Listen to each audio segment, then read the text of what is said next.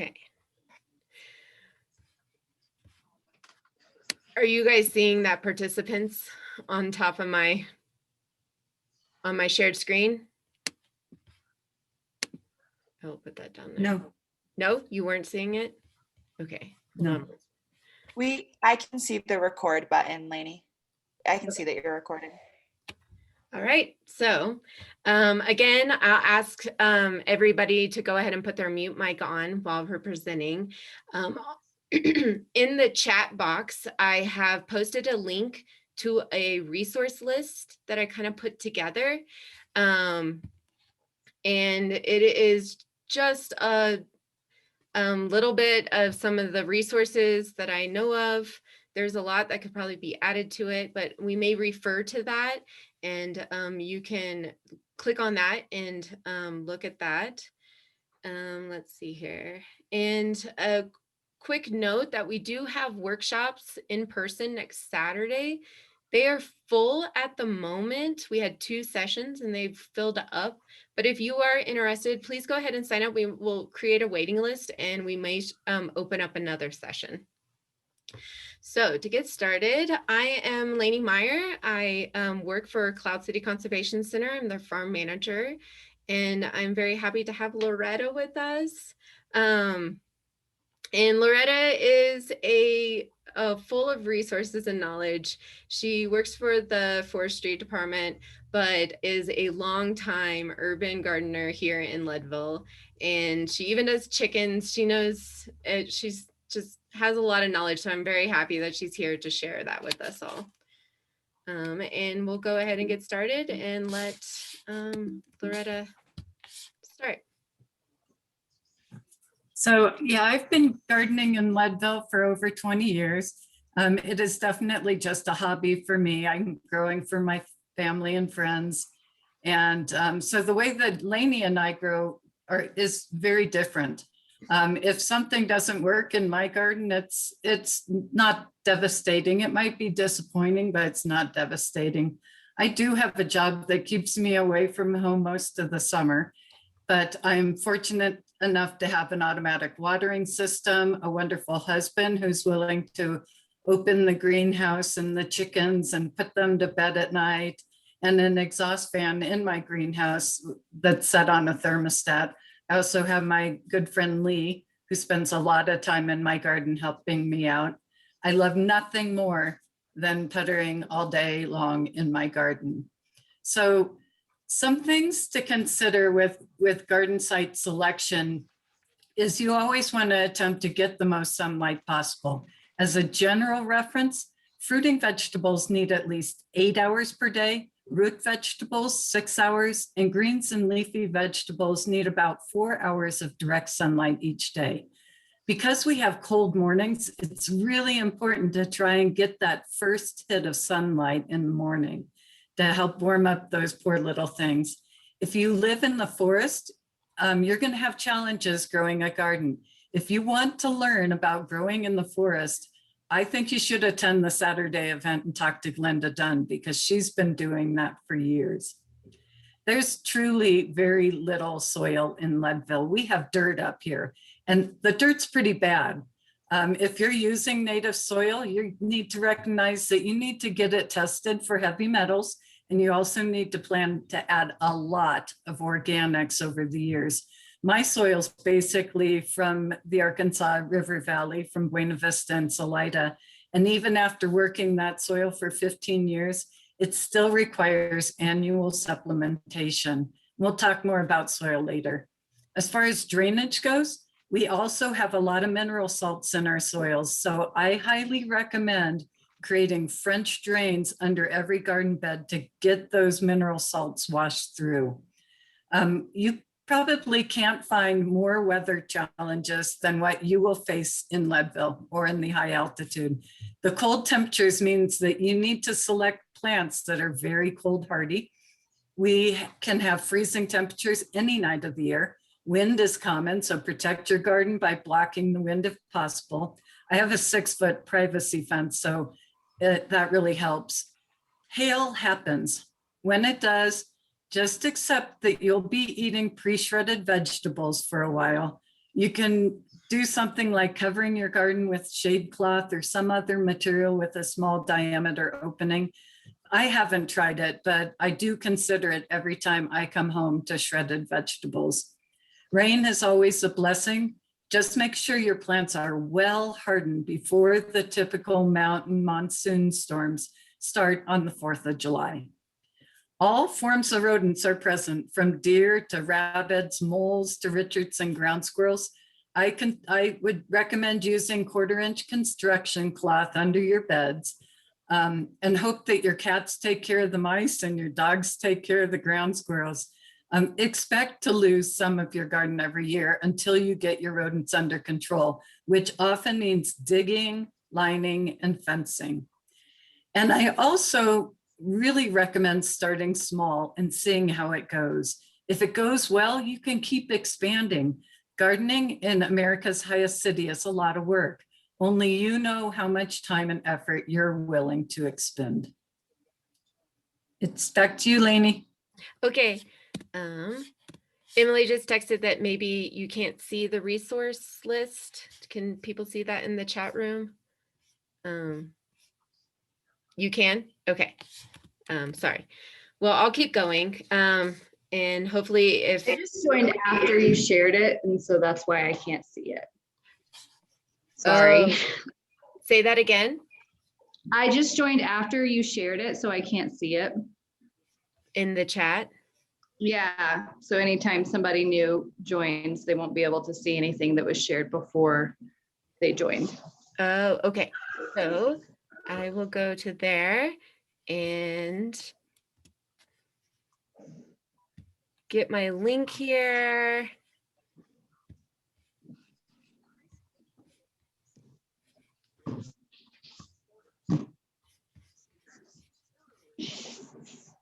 Thank you. Sorry to be a pain. No worry. No, I'm glad. This is why I have Emily monitoring the chat box for me. She texted me. So there, everybody I think can see it now. This, and I just saw this, for those who came in late, this is being recorded for later viewing as well. All right, so back to the presentation. And if you want to put questions into the chat box, you can, and we will try to go through all of those at the end. All right, so like Loretta said, starting small can be great, and just container gardening can be a good way to do that. It can be as small as this picture over here with some microgreens, and these are just in clam shells that I did with the high school. So it could be something on a windowsill, or you could do plastic pots. You can get really creative with containers, all kinds of containers. Now, the bigger that you get is going to help regulate that water moisture and soil temperature. So the bigger is better, but it doesn't mean you can't start small. So with, say, the fabric pots here, those are really great alternative to plastic, but they do dry out a little faster. And so you may be required to water a little more. If you do use plastic, I recommend making sure that it was used food grade before, or had products for food safety before. So like these big totes that we got were agricultural totes. Or if you get these like barrels cut in half, making sure that what was in there before is really cleaned out, or it was food safe. And then in the middle here is the earth planter box, and Loretta has these. She's going to make a few comments about those. Yeah, so I'm not here to sell anything, but I do really recommend the earth boxes. You can find them on the web. You set them up in the spring, following their directions. You plant your plants and let them grow. You never have to refertilize. They have a 3-gallon reservoir for water, which is great for those of us that can't be there all the time. So with my watering system and my earth boxes, I feel like I can be successful. So another great thing about containers is they are movable and you can move them around. So when you get to raised beds, These are more permanent structures, but again, they can be a little bit bigger so you can expand and grow more, give a little bit more space for your plants. I would recommend for raised beds to stay around 4 feet wide or less. Probably don't want to go less than 2 feet. 4 feet is great because you can still reach it from both sides. And as far as height wise, I recommend at least 12 inches or more. Obviously, the taller it is, the easier it is to work in it. But the further you get away from the ground, and you're going to have a little bit less soil insulation, as far as overwintering can be really hard with raised beds. Because as you see in this picture over here, the snow melts away and they're a little bit more exposed to the cold, and they're not as well insulated from the snow. So the taller you get, you have that less of the snow insulation, which for overwintering plants such as garlic can be a little bit more challenging. But let's see here, what else? If you want to make raised beds, you can make them out of many different materials. Wood is a very popular one. You don't want to use treated wood. You want to use untreated wood so that chemicals don't leach into your soil. You can do naturally kind of raised beds here, but in Leadville, that can be a little harder because we, like Loretta said, our soil is limited underneath. And so we want to build up the raised beds so we can put in the good soil that we want. Other advantages, you don't have weeds that creep in as much. I do recommend putting down like a weed barrier first so that the grasses don't try to grow up or creep in. So a weed barrier can be nice. In this picture, you can see that this was Loretta's. She does have grass around it. Just have to manage that grass. And her raised beds are high enough and everything so the grass doesn't creep in. And as far as insulation is not there in the springtime, however, it warms up faster. So that's actually an advantage. Your soil can warm up a little faster with raised beds, but it can also fluctuate a little bit more. So yeah, that's raised beds. Loretta's going to talk a little bit more about soil and compost. She's a really good resource for this. Yeah, because I think soil is where it's all at. So soil is the mixture of minerals, organic matter, liquid, microorganisms, and gases on the land surface that aids plant growth. Compost is decomposed organic matter. It was once alive. It's rich in nutrients. It has been decomposed, or that in a process that is called composting. This process does recycle various organic materials, otherwise regarded as waste products, and produces a soil conditioner. You add compost to your soil to increase the organic content, improve the nutrients, improve water filtration, and moisture holding capacity. Next slide.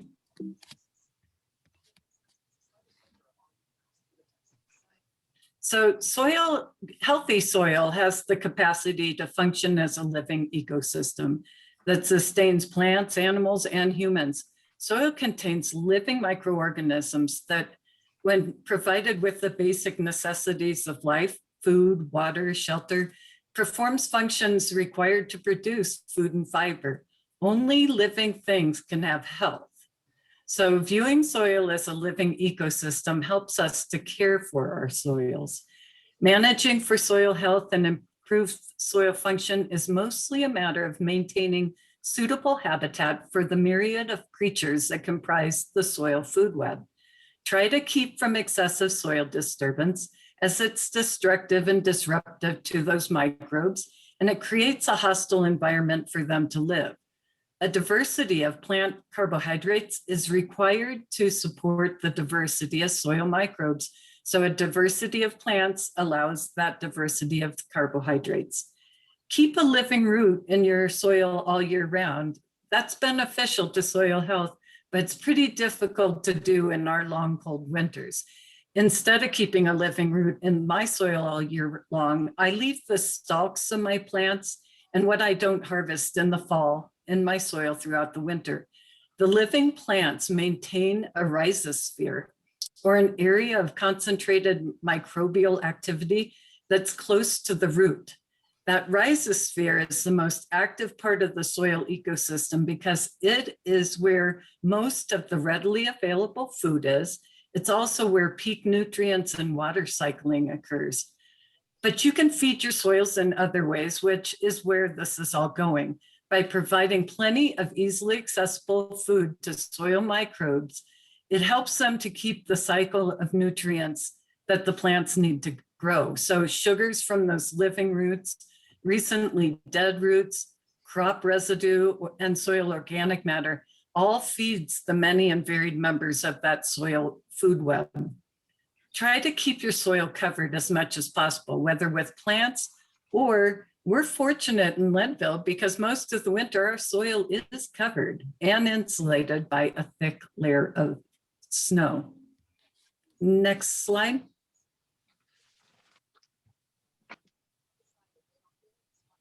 So composting. Yard and food waste makes up about 30% of the waste system in the US. And so use that waste to create a nutrient-rich soil amendment. So the carbon to nitrogen ratio is really important. Bacteria and fungi in compost, they digest the carbon as energy and they ingest the nitrogen for protein synthesis. Or you can think of it as carbon is the food and nitrogen is the digestive enzymes. So you want something like 30 parts of carbon to a part of nitrogen. So what do I mean by carbon? Carbon are the the brown stuff, the dried leaves, straw, wood chips.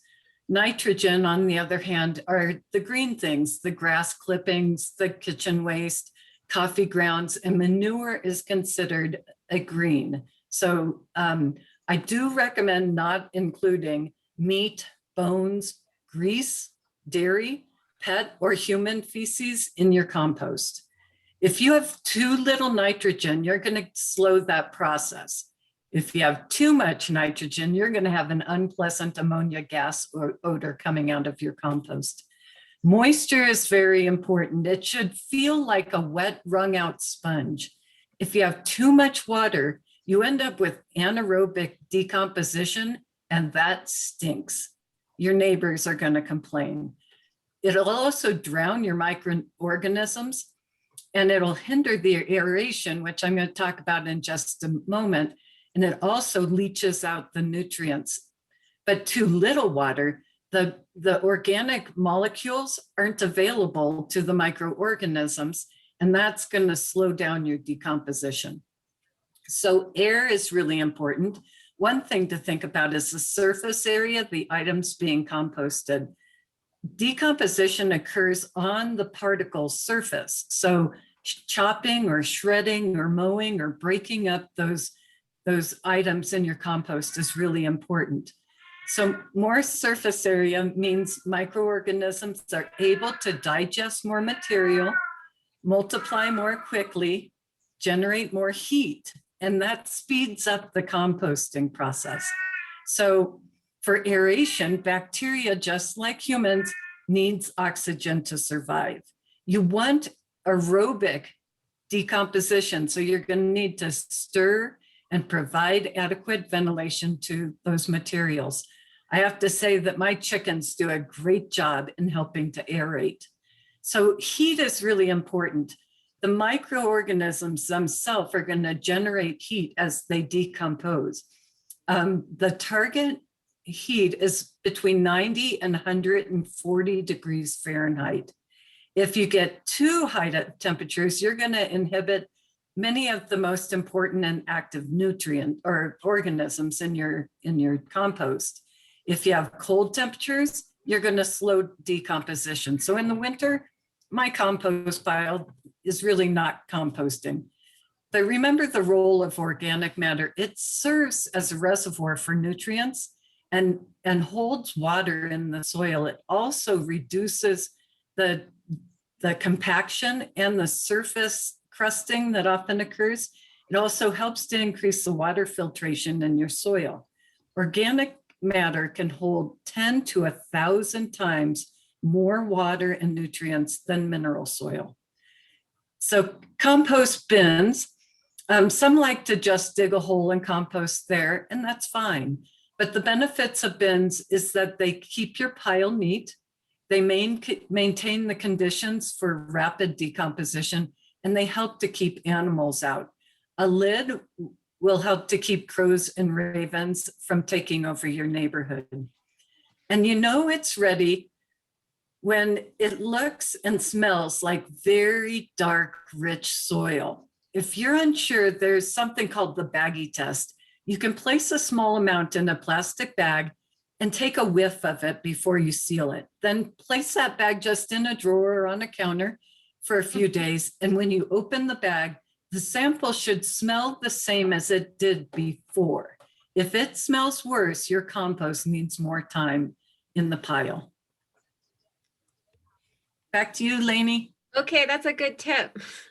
A few of these pictures, I was going to point out this one in the corner with the big auger that is from our compost bin at the farm. So if you're not familiar, you can go to our website and you can sign up for us to recycle your kitchen scraps. We do make compost there, and we use wood chips as our carbon. And we use this big auger to turn it around. And these are some other examples. I know also the smaller that is, holding moisture, you got to really, in Leadville in the hot summer, is making sure that it is moist enough. So making sure you do all those things that Loretta said, and you'll have great compost. So going on, so when you're adding to your garden beds, you're thinking about, okay, nutrients, and compost is a great way to get those nutrients for plants. But how much to add is always the question. So if you really want to know what your chemical makeup and what nutrients you have, including your pH in your soil, it is always good to do a soil test. And I put information on that resource list that you can go to CSU's website, and they do soil testing. Right now, it's about 4 weeks out. So the sooner you can get it in, the sooner you can get your results back. It does cost, and you ship it to them. So there's some information about that. But in general, if you're adding compost, you got to think about what kind of compost and what were the ingredients to start with. Like Loretta said, there's manure that comes from animals and can be composted down. There's fresh manure, and then there's composted manure. And you know, never really want to add fresh manure to your garden unless it has a long time to break down. So it's better to use some composted manure. Or like Loretta said, you can also just use vegetable compost, like put your kitchen scraps in there. That is what the C4 one is a vegetable compost. And also Summit County, which is a great and economical resource for compost, is vegetative as well. So a difference between those, animal compost is going to be higher in nutrients, but it's also going to be higher in salts. And the vegetable compost is going to be, in general, lower in salts and a little lower in nutrients as well. So if you're adding to your garden, you can add a little more of vegetable compost, and you would want to add less of animals, especially to fresh greens. I would be not add animal to fresh greens.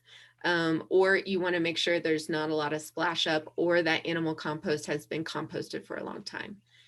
Worm castings are another kind of compost, which are really great. I would say they kind of fall in between those. And it also depends on what you're using, what kind of material the worms are composting. But those are really great to sprinkle in. I know Loretta's mentioned that, as she's told me before, she adds worm castings when she does her seeding in her garden bed, and she'll probably talk about a little bit of that later. And how to use and when compost, a general rule of thumb is to add 1 to 3 inches to your garden bed and really mix that into the top part, like 6 inches in the spring or the fall. Again, Loretta mentioned she leaves all of her debris on there to feed her microbes over the winter and doesn't clean out her garden until the spring. And then she adds her compost or amends her soil.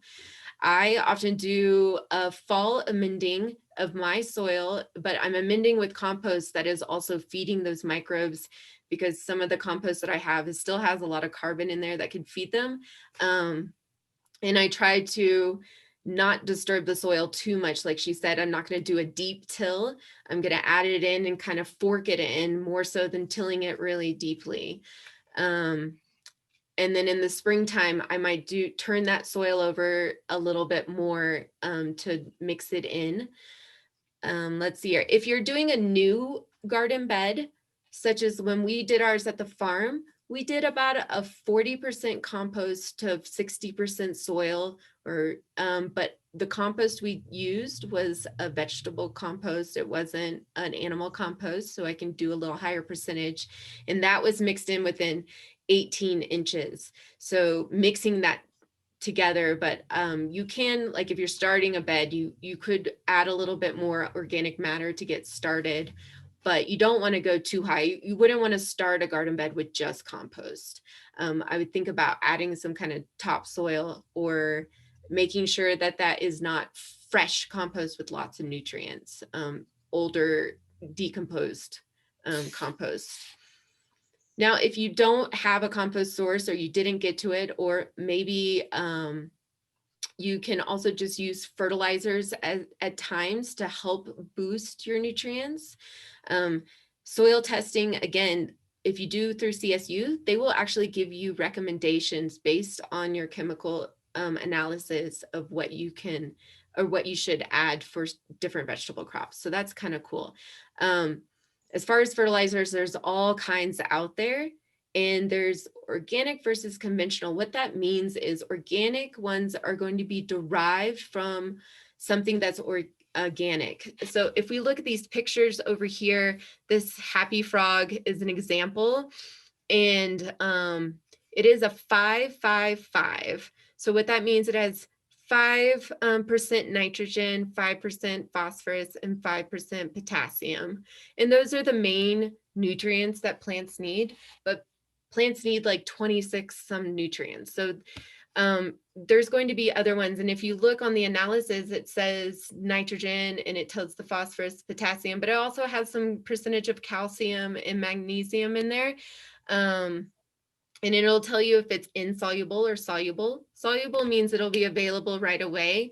Insoluble means it'll be like a slow release. So this nitrogen is going to be, most organic nitrogens are a slower release, which will kind of feed your plants over the course. And then if you look below, it says it's derived from feather meal, bone meal, fish meal, a lot of organic things. And that's what makes it an organic fertilizer. It also has, in this one in particular, it has a whole bunch of like bacteria species and fungal species, which you would, that's the benefit of compost too. So compost is having all those living organisms in there. So you can actually find some fertilizers that can add some of these living organisms as well. And you can also use liquid. Most organic liquid fertilizers are going to be probably a fish emulsion. There's not a ton of liquid fertilizers out there for organic, but you can find a lot in conventional as well. And those are really handy to have if you're doing a transplant production, if you're making your own seedlings. And potting soils often come with the fertilizer in it, the slow release fertilizer, or you can add some of that granular slow release fertilizer in there as well. But sometimes it's nice to have something handy like a liquid to give them some boost to strengthen them before you put them out into the ground. Or they might run out of that nutrient because they're in a small little container before you plant them into your garden. Or maybe during the season, you start to see some deficiencies, and that might be something where you have a liquid on hand. to water them in some extra nutrients during the season. Sometimes like broccoli and cauliflower and all those cabbage plants, they do like a lot of nutrients. So depending on how much you added at the beginning, you want to be very observant. And then also when you're getting ready to plant and you're making your nice seed bed, adding a little fertilizer can be beneficial just to give it a little extra boost, especially if you didn't have enough compost to add. All right. So going on, now we're going to talk a little bit more about, one thing about adding compost or fertilizer, they give directions on the back. So you can follow those directions. If you added compost, you may cut back a little bit just because you already have nutrients in there. So that was I usually just follow the directions. Planting selection. So this is a big question everybody has. What can we grow in Leadville? Our hardiness zone here is 4B. And so you want to look, if you're looking at plants and they list hardiness zones, we are 4B, or you want to look for something less, like zone 3. So the higher it goes, the warmer the weather. And we are in an area where we want cool season fruits and vegetables that can tolerate our colder night temperatures. So these, and we have on that resource list at the very end, Loretta has a whole list of all of the vegetables that she grows and the time that she commonly starts to seed them inside or plant them outside. But when you're going through a seed catalog, you can also kind of look or just look up vegetables, and they will tell you like what is their minimum temperature that they like. So if you think about tomatoes and peppers, they don't really like it below 50 degrees. They like it more 55 degrees at night. Obviously they like it warmer during the day, but we don't get those night temperatures here in Leadville, hardly ever. So those are the kind of plants that you would want to have in a greenhouse, or bring them in at night, or have it so you can get that night temperature up if you are going to attempt some warm season vegetables. But when you're looking in a seed catalog or this seed packet, for example, you're going to look for short days to harvest or days to maturity. And on this one with the beet packet, it says 65 days. So that's going to be 65 days at optimum temperature from seeding to harvest when they're fully mature. In Leadville, sometimes we don't get enough degree gain during the day, so it may take a little bit longer than those 65 days, but that is a general rule of thumb. And when you're like shopping and you're looking at different varieties, choosing varieties that have that shorter maturity is really helpful. If you're looking for seeds for high altitude specific, I look for those short maturity days, but also there are some Colorado seed companies that collect seed, and that might be a great place to start looking for ones that have been adapted and know that work really great in Colorado. And I have put some of those seed companies on that resource list.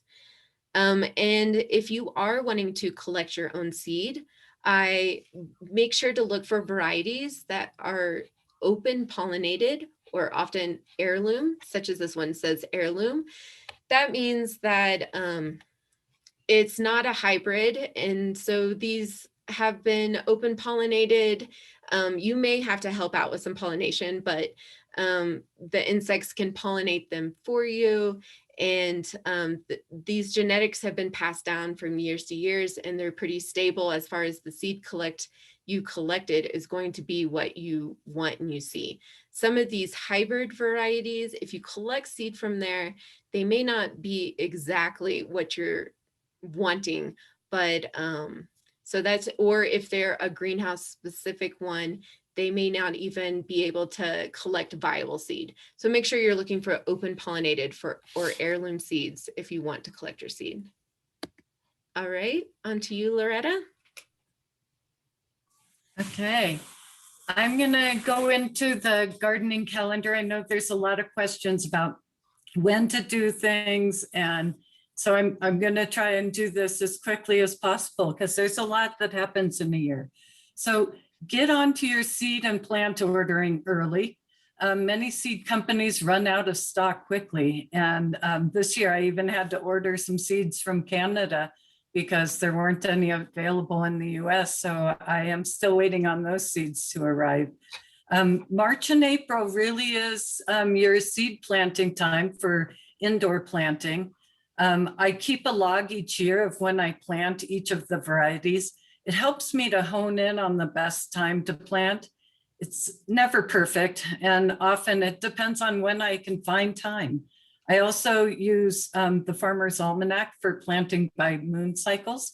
I think it works. I've played a bit with the days that it says seeds planted now will rot in the ground. And guess what? They rotted in the ground. There was no germination. I use germinating trays with humidity lids to get my seeds going. And so currently I am transplanting my seedlings from germinators into 2-inch pots. Many of them will stay in those 2-inch pots until I plant them in the garden beds.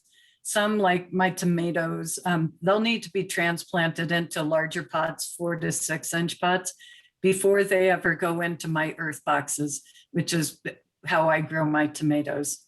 I'm also prepping my greenhouse beds for the early greens and for parsnips. So the greens won't stay in there long, but it's nice to have that May salad.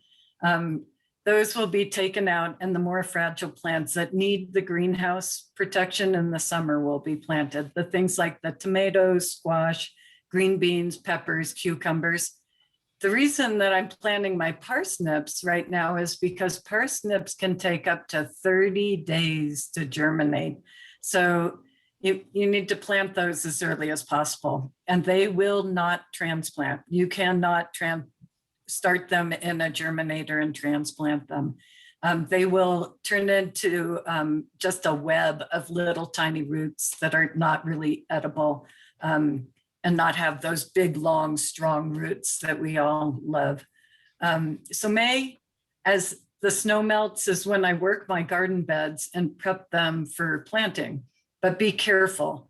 You never want to work saturated soils. And with our heavy clays in Leadville, if you work them while they are saturated, you'll end up with concrete. So be really careful. Make sure that your soil is dry enough when you start to work it. May can also be very enticing in Leadville. The snow's melted, the weather warms up, but I never plant my outdoor garden until Memorial Day weekend. Even with my elaborate covering system, I could lose all those transplants that I've now worked 3 months to nurture.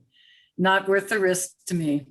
Once the garden is planted, you need to pay attention to nighttime lows and cover those plants if freezing temperatures are expected, especially in that first week while they're still hardening off.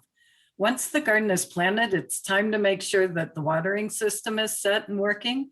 I use a mixture of spray and drip, and then I let it grow.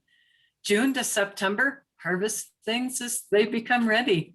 You need to perform weed and rodent and insect control. In my little backyard garden, I don't really have much problem with weeds, and the insects are not really too bad. I do have aphids in the greenhouse, which I think is inevitable in the greenhouse. I use ladybugs, lacewings, and praying mantises to keep them under control. I do get slugs. Part of that is because I have the automatic watering system, and sometimes we get too much water in the beds.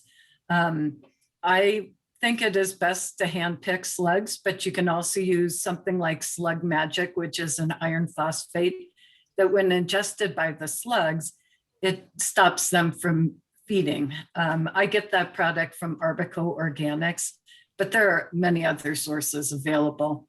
Keep ahead of the weeds and the insects or you'll be sorry, especially the aphids. I do know that some people have cabbage moth issues. Once in a while, I get a few of the little green larvae on my cabbages or my brassica plants. If I notice something is eating them, I find them, I pick them, and I feed them to my chickens who love them. In the fall, as the leaves change on the aspen, Expect aphids to attack pretty much everything. So during that time, watch closely because you'll want to harvest if the aphids are really starting to get your veggies. In September, I'm doing my garlic harvesting. I only grow hardneck garlics in Leadville. The optimal harvesting time is really important.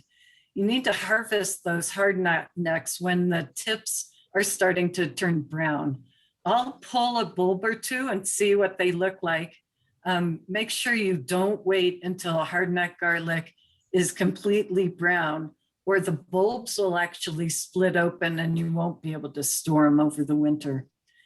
To make larger garlic bulbs, make sure that you harvest the scapes through June and July. So those are the flowering stalks, and you want to just cut those off, and that'll help to increase the size of your garlic bulbs. Once I've harvested the garden, I add a significant amount of organic matter, mostly chicken poo, and let that compost in the soil for a couple of weeks before I replant my garlic in early October. I also in September am digging up the roots of my horseradish and trying to get that done before the ground starts to freeze. Replant some of those roots for the next year's crop. It is important to note that horseradish may take a couple of years to fully establish. So those first couple of years, you may not want to harvest any of the roots. Let them establish themselves well. In October, I clean up and prepare for winter. Like I said, I leave the stalks of my plants and anything I didn't harvest in my gardens to help feed my soil critters. Some people like to clean it all out and add like Lani, add the nutrients in the fall. And in November and December, rest and enjoy the fruits of your labors. Nice. Yeah, sometimes I just cut off the tops to compost and I leave the root ball in there to feed the microbes too. So that could be like a happy medium. Put compost on top of that and let it decompose over the winter. So, all right. So now we're going to go on to seed starting inside, which is now's the time to start doing that. Few things you're first going to figure out what you want to seed in. I do recommend starting in smaller containers is really nice because you can, well, the smaller you go, the more you have to manage the watering. But in the big container, if you started it with just like one seed in a big container, it may be a little too much water. But in general, you can start seeds in all kinds of containers. It's really about making sure that they have the space that they need. And so Loretta will talk in a little bit about transplanting. So if you start them out in a smaller container, before all of their roots, if you have multiple seeds in there, like get tangled up together, it's time to move them up into a bigger container. And then when you're seeding, you're wanting to start with like a seeding mix, or you can use potting soil, but potting soil sometimes has bigger chunks in there. It's not as good as a seeding mix. Sometimes I do use potting soil, but maybe I will put like a real fine seeding mix on top. And that way the seeds have plenty of smaller particles to push through and not having to like push through a big piece of bark or something. So you want to look at potting soil versus a seeding mix. Also, a seeding mix usually is lower in nutrients than a potting soil. So you can start out with a seeding mix, but as they start to grow and you maybe transplant them up into a bigger pot, that's when you might want to do, especially the potting soil that has some more nutrients in there. Because some seeding mixes have 0 nutrients. And so being observant about that and what you choose. Temperature is really key to get seeds started. Even though it's a cool season vegetable, it may prefer, and most seeds prefer at least 65 degrees to 75 degrees. That's a good rule of thumb as to get them started. So I and Loretta use heating mats. It's a really great way, especially for indoors. Some people I know have made like hot inside a greenhouse, maybe using heating coils, heating tape, and I think Loretta, you use that on some of your outdoor beds, actually some heating cables. But inside starting, I would very much recommend a heating pad, and a thermostat can be really nice, especially if your temperature in your house fluctuates a lot. House is pretty cold. So this is a picture here of actually, I put my seed starting a little bit further down because it's right next to my baseboards where my heat comes from. And so it kept that little area a little bit warmer. And then, so heat is important, and humidity and moisture is important. You never want that soil to dry out when you're trying to get a seed to start. That has no roots, so it needs that water surrounding it and the nice warmness to push it out of dormancy. So I use humidity domes is a really great way, an easy way to trap in the humidity. Also in this picture in the corner, I wrapped, this is actually out in the greenhouse, but I wrapped my my rack with plastic, and then I could actually cover it at night too. So there was a little extra humidity in there and just trapping in heat. And then you can top water, but with like a spray. I have this like little spray pump sprayer, or I really love this watering can with the little tiny spout, so that the spray is nice because it doesn't disturb the soil as much, but you have to make sure that you're wetting that whole rooting space. Sometimes people use spray bottles, but it doesn't really absorb into the soil enough. So you want to make sure that you're watering all the way through, or you can do a bottom water. So this example in the bottom here, I have like a tray with no holes and that has water in it. And then I can set my plants or my little trays inside that water.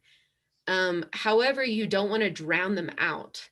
So as they grow, you don't want plants to be sitting in water for a long period of time. You can have them sitting in water, absorb that water, and then you want to pour off the excess.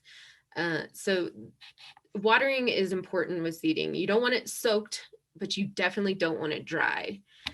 Once they start to sprout, you're going to want to start removing some of that humidity, and air movement or a little fan can help. Taking off the humidity domes during the day when the light, because if you have light in plastic, you're going to get a lot of heat buildup. And after they've sprouted, they don't need as much heat and humidity. You don't want too much. So and a lot of these humidity domes will have little vents as well, or you can kind of prop it open. So it's kind of like get some little bit more air movement in there. If it's too humid and stuff, you're risking having more fungal diseases or mold. Light is very important for strong seedlings. And as you can see here, I have the lights really close to when I really first start seeding them. This picture down here, I had it in the greenhouse, but it was in like a darker area, and you can see how my seedlings are kind of stretching. You don't want that stretching, because that's going to make a really flimsy stem. And so to get a strong stem, you're going to want to start with the light really close. And then as they, and this slide here, I have a bunch of, so you can see the light right here is really close to the humidity dome. But this one in particular, I just had one strip. That's not enough. See the shading over here?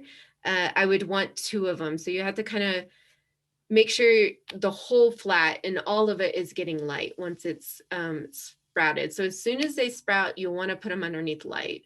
A lot of times a south facing window may not even be enough, or it because of the filtered light, it may not be enough. I would say using lights is a better guarantee that you're going to have enough light. You can get these little things down here that helps you raise the lights up as they grow. And there's all kinds of lights out there. LEDs are very popular nowadays because they save energy and they are becoming cheaper. They are still more expensive than fluorescent lighting. So you can get these like strips in LEDs or LED lights. LEDs don't have heat. So another thing about lights you can use as your benefit is adding some heat. In like my cold house, I like the fluorescent lights because they add a little heat. And so let's see here. Also, if you in these pictures, this is a thermostat down here. It has a little soil probe you can put in there and it will turn off the heating mat if it gets to the temperature you've set it at. And so that can help things from overheating, especially if you have the humidity domes on. You can get timers to help you with turning on your lights and turning them off. And so, yeah, that's pretty much seed starting inside. This one up here, you can see it's up higher, but that's because my plants are a little bit taller. It probably could be a little bit lower, but these, this light in particular is more for bigger plants, and it has a like light that comes down like more like this than the T5s here and the fluorescents down here. So that's a little bit about starting indoors and lights. So Loretta, I'm going to talk a little bit more about transplanting. Sure. And So, we are, and I will say we are getting a little past time, and I want to make time for questions. So we'll try to get through these next slides a little quicker. Okay, so transplanting is just what it sounds like. You're transferring the plant from one place to another. The first transplant is typically from a germinator, the small pots, into a larger pot. Pay attention to your seed packets. If it says that a plant doesn't transplant well, then plan to direct seed those plants.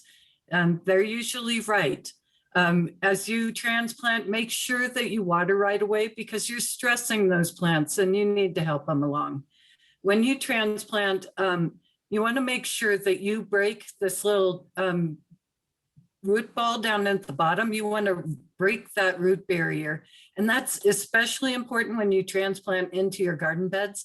I typically use a sharp knife and cut all four sides and the bottom of that root clump off before I plant it in the ground. If you have long, lanky plants, which I end up with because I don't really use lights, I end up with some long, lanky plants, and it's perfectly all right to plant those pretty deep. Just make sure that you leave some of the stem and the leaves outside the ground surface. Hardening off is really important. It is a slow and deliberate process, and it prepares the plants for the elements, the sun, the wind, the rain, the hail. Oh, not really the hail. You can't really harden for hail. The first time you put your transplants out, you're going to be, to start hardening, you're going to be putting them out for 10 or 15 minutes and then adding a few minutes every day. Watch the plants closely. They will sunburn easily when they first go outside. And if you see the leaves starting to change color, you need to get them moved back inside. Once I get to about an hour, that's often like 10 days into the process, I start adding a little bit more time. The first time you plan to leave your transplants out overnight, you really need to make sure that you're not going to get freezing temperatures that night. I think that's it. Seeds starting outside? Yeah. So your seed packet is going to give you a lot of information. There's also some great resources on the resource list. So make sure you're checking that stuff out. But they're typically going to tell you how deep to plant your seeds, what the seed spacing needs to be, how much you need to thin it, the ideal soil temperatures. There are some resources on the resource sheet that'll help you know what your soil temperatures are if you don't have a soil thermometer, and special germinating instructions like seed soaking. For legumes, peas and beans, I typically will pre-soak those and use an inoculant, which is a live nitrogen fixing bacteria that just helps improve the plant's growth and the yield. For other seeds, I often use a thin layer of that worm casting, which is kind of a slow release fertilizer in my rows before I place in the seeds. As far as single holes or furrows, it's sometimes going to be up to the gardener, but there are things like cucumbers and squash that you really want to use a single hole for. Especially before your seeds sprout, you want to keep that soil evenly moist. So the little seedlings don't have to try and break through a soil crust. So that is maybe the most important time to make sure that you're keeping that soil evenly moist. If you have time and want a fall crop of fast growing items like radishes or lettuces or spinach, you need to reseed in July. Any later than that is just too late in Leadville. Yeah. And thinning is important too with that space. And if something didn't germinate, you can always reseed then too and throw in a few more and try again. All right, so plant protection, pretty important here in Leadville. I recommend a row fabric, or they call them a floating cover. This is just a fabric that you can get at different weights. I recommend 1 ounce and above, and a common brand is called Agribond. And so 1 ounce is Agribond 30, and that actually means 30% light reduction. So as you can see later on, it can also be used as a shading as well. And this can actually help trap in moisture as well. So Agribond 30, or like the 1 ounce, the lighter fabric, you can leave on during the day to help trap in that moisture. Sometimes in the afternoon, if it's really hot, I will kind of vent it out. And then the heavier cloths are really good for nighttime protection, but those heavier cloths may have too much shading to leave it on during the day. Plastic is really great to trap heat in at nighttime. However, during the day, it is way too hot, especially on a sunny day. Unless it's a really cold, snowy day, you could maybe keep the plastic on. But during a hot, sunny day, you will want to take it off and vent it out. You can go along and cut venting holes in there, but then it doesn't trap the heat as well at night. So I would recommend taking it off. Also, if you have it on at night, you want to make sure it is above the plants using some hoops, because if it's touching the plants, it could transfer the cold on plastic. In the row covers, you can just lay on top, but I prefer to put a hoop over it because I feel like it keeps the wet off of the plants. And so you can make those hoops out of wire. A number 9 gauge wire, I think, is the recommended thickness, but you can also use some PVC pipe, as you can see in these pictures. However, they do degrade over time. It takes them a long time. And you can also bend metal conduit or metal railing to make your own hoops as well. I will also mention that if you are going to use plastic, make sure it is a greenhouse plastic that has UV protection. Don't use painter plastic from a hardware store, or that will just shred and it'll just be in little pieces everywhere. I'm not going to go over a lot of greenhouse stuff because there's so many options out there. And it is a great way to do some of those warm season or extend your season using greenhouses and starting seedlings. And just remember, if you are going to do it, that venting is important in our hot, our sunny days. It'll get very hot in there. And then lastly, you can use this and then shading can be very important. You can get shade cloths. Again, you can use kind of your fabric for shading. But you don't want to go more than 50% shade, or you may have some problems with growth. And then pests. You can use some of this fabric to help deter animals, deter and keep cabbage moths off of your plant during the day. Again, a 1/4 inch wire is about the only wire that's going to keep your voles out. So going smaller is better. And then you can use repellents, but you do have to remember to reapply. So yeah, pests are always a challenge. And that is what we have for you today. This is my collection of ladybug pictures. And we will take questions now. And then I will say, look at that resource page that I put together. It has where you could maybe find soil and compost, wood for raised beds, some publications through Colorado State Extension. They have a ton on there, great resources. High Country Conservation Center, our sister organization, Kyla, the farmer there, has put out some really great guides for planting in Summit. I will say we are probably a couple weeks behind Summit because they are about 10 degrees warmer for us.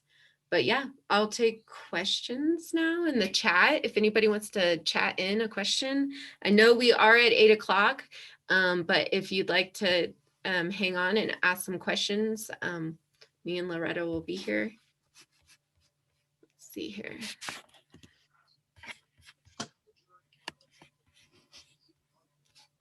Hi. Hi. Hey, it's not a question, but I just want to let everybody know you guys, fantastic presentation, and any viewers and you guys, I'm going to be participating in the Saturday sessions hands-on at the library on April 10th, and I'm super excited. I got a lot of good ideas to give you some information and props. Thanks, Lee. Let's see here. And was there some questions at all? Did anybody have?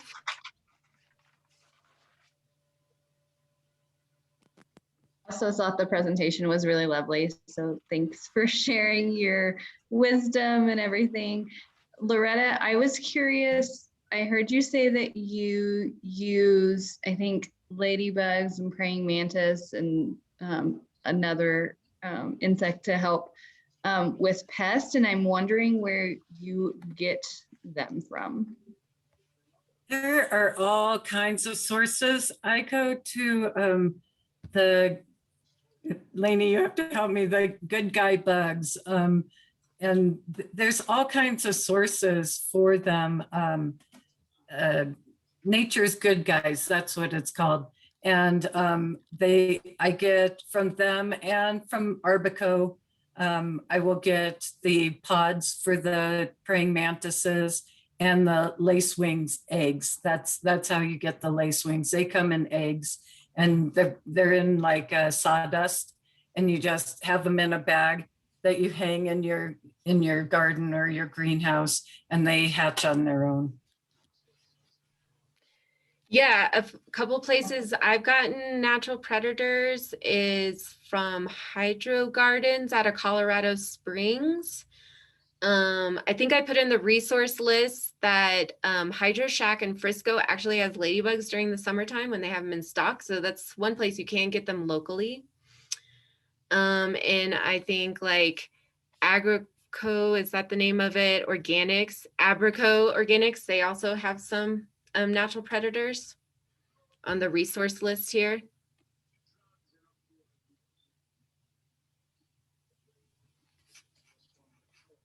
Let's see here. Thank Any other you. questions?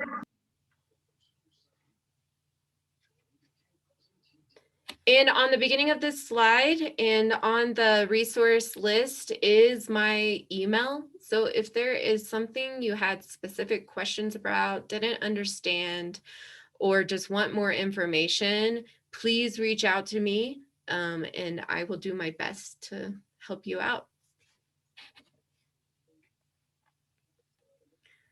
All right, I'll check the chat. Any more other questions?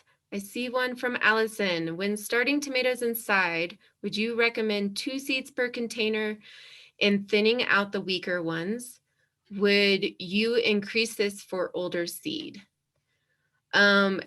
Yes, older seed, I always overseed a little bit, and it depends. If you are with tomatoes specifically, you're probably going to transplant them anyways. So if you can do it early enough, you can separate those if both of your seeds sprouted. If you don't want to do the thinning and separating them, then just doing one seed in container at a time. But tomatoes transplant really easily, so I usually do 2 at a time. Loretta, would you like to say anything? Yeah, I'll put multiple into a germinating pot. You know, I might even put 4 in there and just break it into 4 when I transplant it. They do just fine transplanting. Just rip them apart, throw them in a bigger pot, and off you go. So I think, and with older, I definitely always put more seeds in.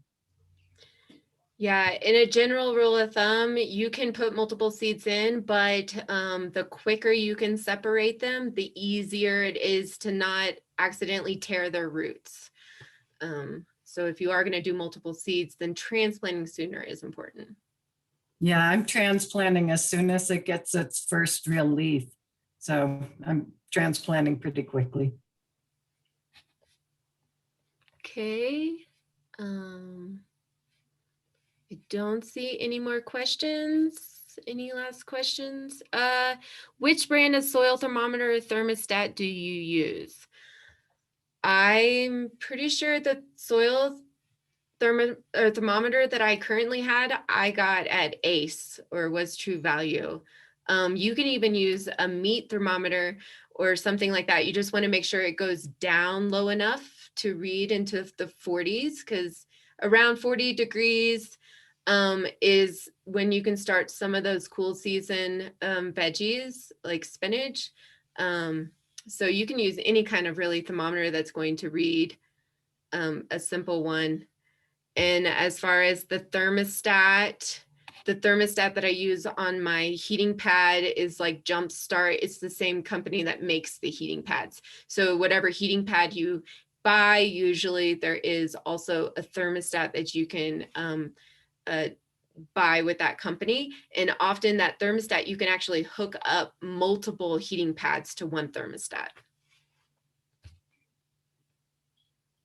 I've even found that I can hook up the thermostat to a small extension with multiple plugs, and it'll work fine that way too, because I've got heating pads all over the place.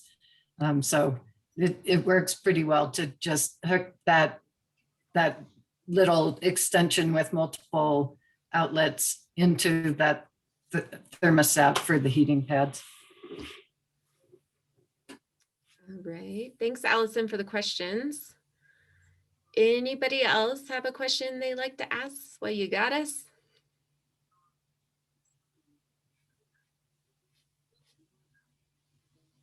All right. Well, we've already gone over. Thank you, everybody who's still here and listening. We will post this. So I'm going to stop the recording, stop the share. All right. Bye, everybody. So Yeah, thank woo, woo, woo. Gardening, you. And we are doing pre-orders for our plant cell. I have that on the resource list, but Great. all right. Thank you. Thank you, everyone.